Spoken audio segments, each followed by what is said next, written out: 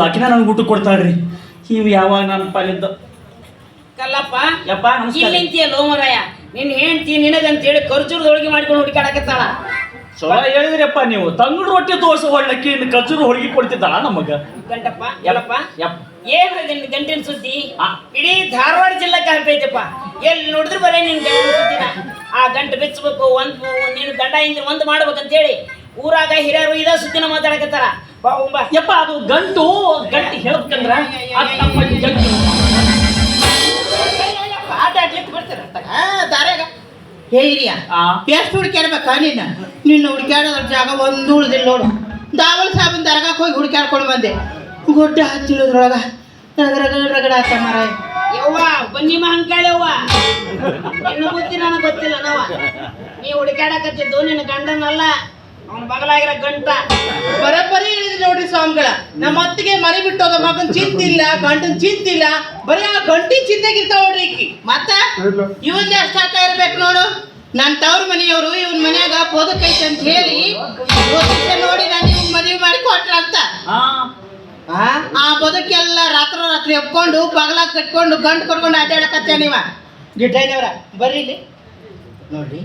ಹೆಂಗಾರ ಮಾಡಿ ಆ ಗಂಟು ಕೊಡಿಸ್ರಿ ನನಗೆ. ಅದ್ರಾಗ ನಿಮಗೂ ಏಟ್ ರೇಟ್ ಕೊಡ್ತೀನಲ್ಲ.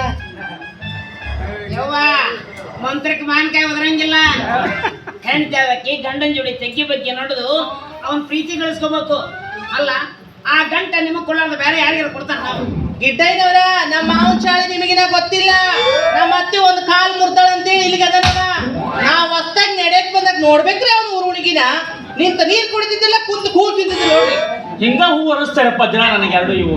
ಯಪ್ಪ ನೋಡ್ರಿ ಈ ಗಂಟಿ ಸಲುವಾಗಿ ಇಬ್ರು ನಾನು ಸಾಯ ಹೊಡಿತಾರ್ರಿ ಇವರು.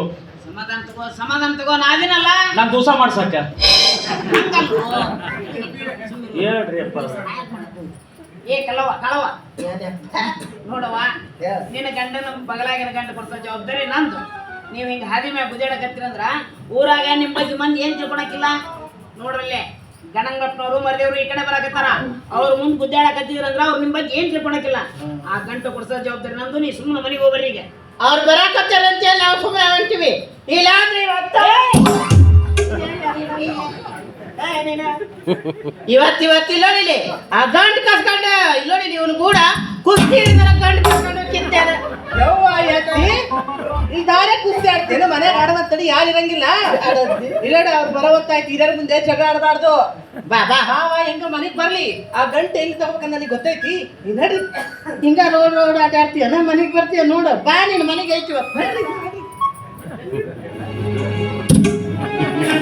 ಕಲ್ಲಪ್ಪ ಯಪ್ಪ ನೀನು ಗಟ್ಟೆಪ್ಪ. ಇಂಥವ್ರ ಜೀವನ ಮಾಡಾಕತ್ತಿಯಲ್ಲ. ಏನ್ ಹೇಳಪ್ಪ ನನ್ನ ಸುದ್ದಿನ ನಾ ಅಂತ ತಡದಿ ಬ್ಯಾರೆ ಓಡಕ್ಕಿದ್ರು.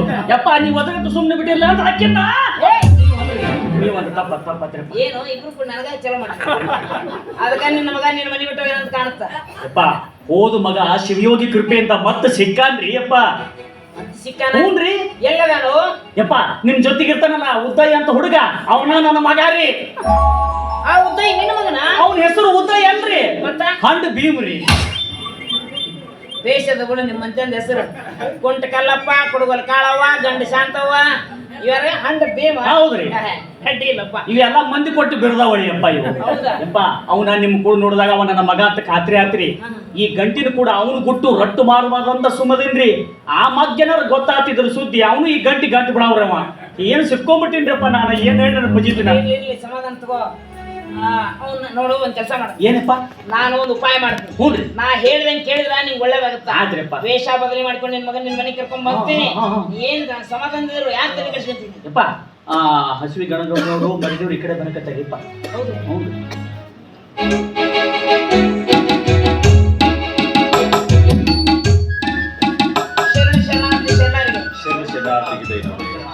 ಶೆಟ್ರ ಅಜ್ಜಾರ ಸಲುವಾಗಿ ಎಂಥ ಮಠ ಕಟ್ಸಿದ್ರಿ ಅಪ್ಪ.